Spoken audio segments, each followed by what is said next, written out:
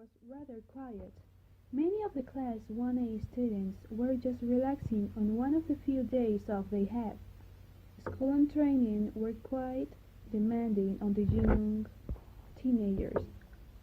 "Why does Mr. Aizawa always look so sad and grumpy?" Uraraka asked her group of friends. "It's kinda sad. He seems lonely." "I think that's just his personality," Kirishima stated as he stretched himself out over the sofa. "It's no wonder that he doesn't have a girlfriend," Kato Tsu remarked with a small rabbit sound. Uraraka suddenly gasped loudly.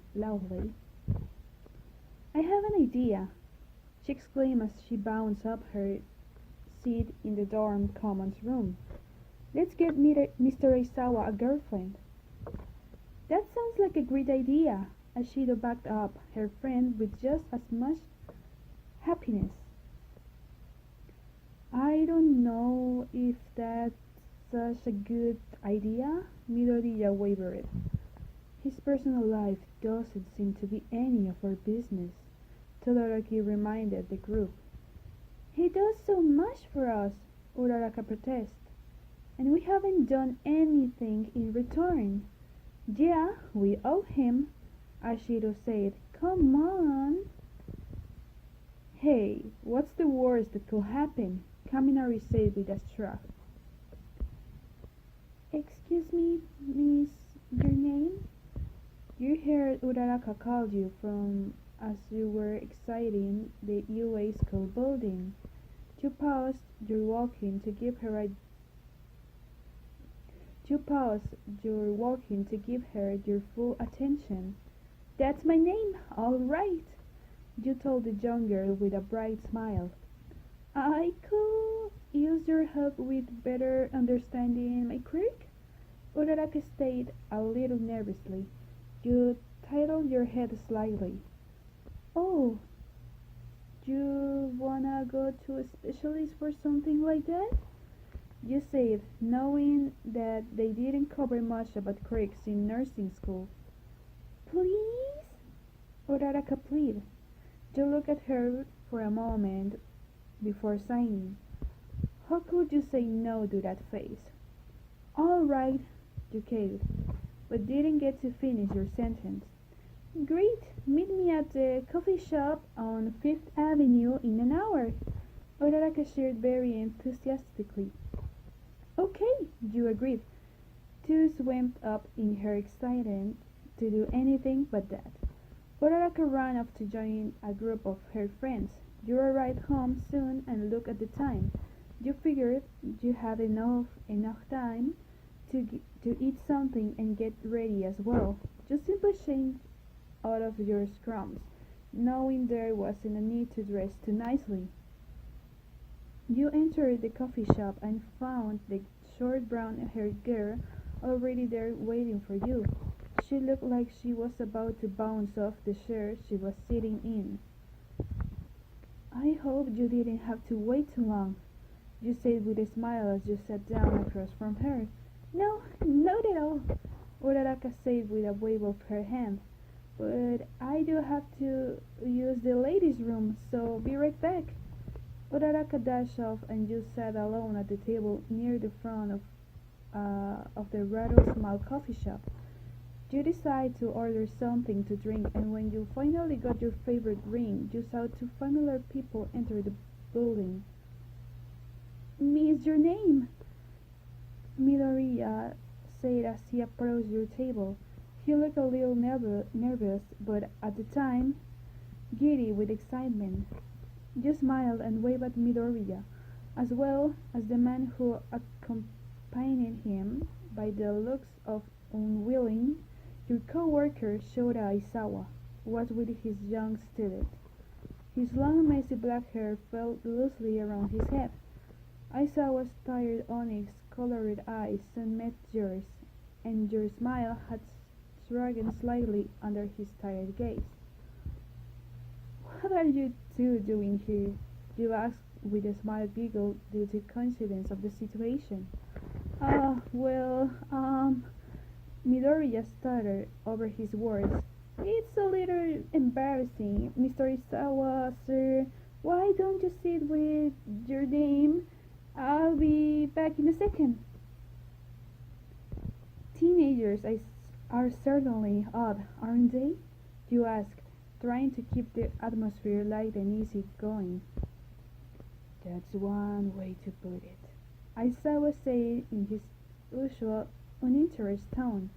You didn't know your co-worker too well, seeing as you had only been working at UA for a few weeks now. However, even if you had worked there for longer, you figure Aizawa wasn't an easy person to get to know or become friends with that. You drummed your fingers lightly on the side of the mug that held your drink. You were desperately trying to think of something to say before it comes awkward between the two of you. So, what is like being a pro hero? You asked the first question that popped into your head.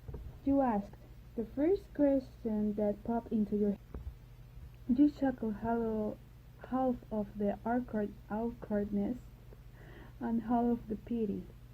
He really did constantly look very tired. I suppose that's one thing a lot of people wouldn't realize about that line of work. You said more to yourself than your company, who seemed to be looking at something on the wall across the room. Everyone else just worked 9 to 5, but I guess it's a little different with you. Ja. Aizawa said, and a moment of silence followed. You glanced at the clock hanging on the wall. It's been almost 10 minutes since Uraraka left. Now that you were thinking about it, Midoriya has been gone for a little while as well. Some more time passed, and you tried once again to strike up a conversation. Your second attempt was a little more successful, but it didn't lead to a real conversation, rather an exchange of words. You looked at the clock again. You were starting to get worried about the two teams because they had gone for far too long. You were pulled out of your head by the words of a nice waitress. Can I get you two lovebirds anything? You were shocked by her assertion that you two were a couple. You stared at her confused as I saw a cow, seemingly choking on his own spit. It was soon clear that the waitress was very embarrassed. She stuttered an apology and dismissed herself. You rested your chin on the top of your hand and thought for a moment. Then it all makes sense.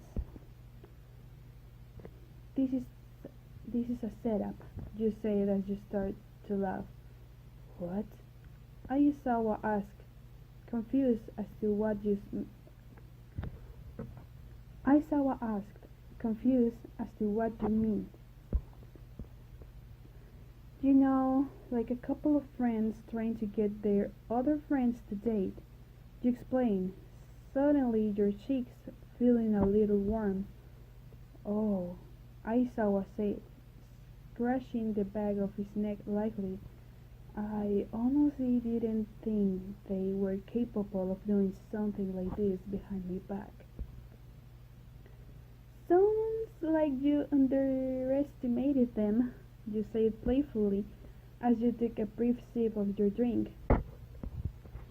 You must have done something right if they did this under our noses. Or maybe we are just getting old. Aizawa made a sound that was between a scoff and a laugh. The faintest smirk graced his lips. You were proud of yourself for almost making him smile, and you felt the warmth find your cheeks again.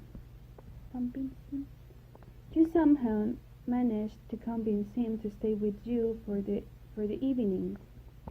You somehow managed to convince him to stay with you for the evening. It was only 5, the night was still young. Was what you had told him. He seemed too tired to put up much of a fight, or at least one that wouldn't or at least one that will make you give up. Hey, let's go get some ice cream, you said randomly.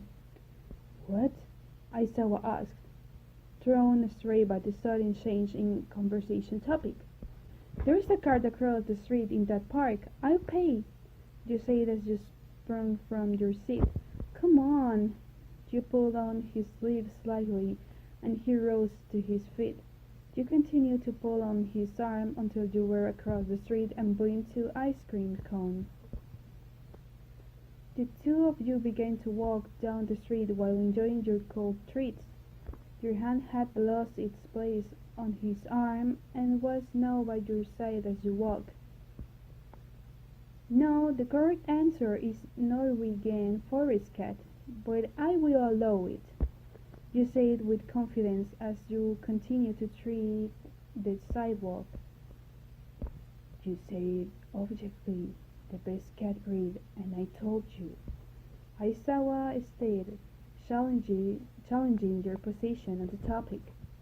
Orange tabby is not the correct answer, Aizawa. You told him. Have you held a Norwegian forest? They are so fluffy. Sure, Aizawa said after a small scoff. I'm not wrong, you said as you playfully and gently pushed his shoulder, his weight to the side, and you had a grin on your face. You could see a very faint smile playing on your companion's face. You didn't know why, but you liked it. The way his hair would ever so slightly sway when he would take a step, the light scrub he always had, his dark eyes, and the even darker circles under them, you liked it a lot. It was only then that you noticed how the sun was set and it was getting late.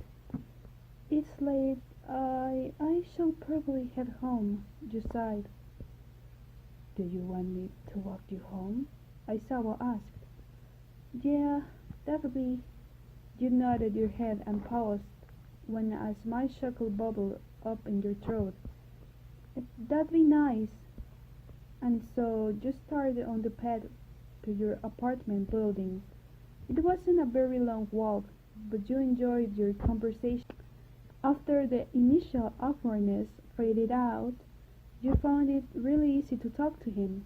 Soon enough, you were at the doorstep of your apartment building. Thank you, Aizawa, you said genuinely. Um, you hesitated, fearing if you went through with it, you'd be rejected. You cleared your throat and took a small step closer. I really had fun tonight, you stated, and I would like to do it again sometime.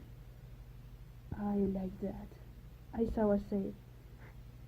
Yeah, so maybe tomorrow night? You suggest. Sounds great. Aizawa agreed as he put his hands in his pockets. Great, great, you said with a big grin. You chuckled and turned around to walk up the door. When you grabbed the doorknob, you stopped.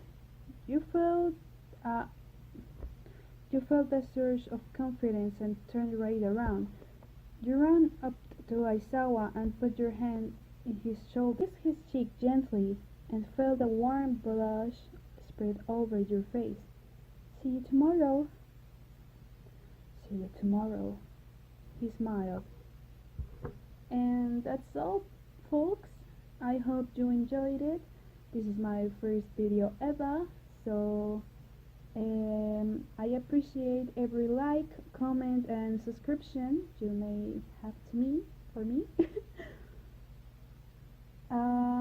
The original fic is from Wattpad, and you can read it at the description below. There is a link.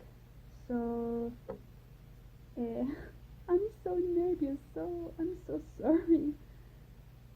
I have to edit this, so it's getting pretty late. I don't know when I'm going to upload, but that's it. See you later. Don't forget to comment down below which characters do you want me to read fanfictions?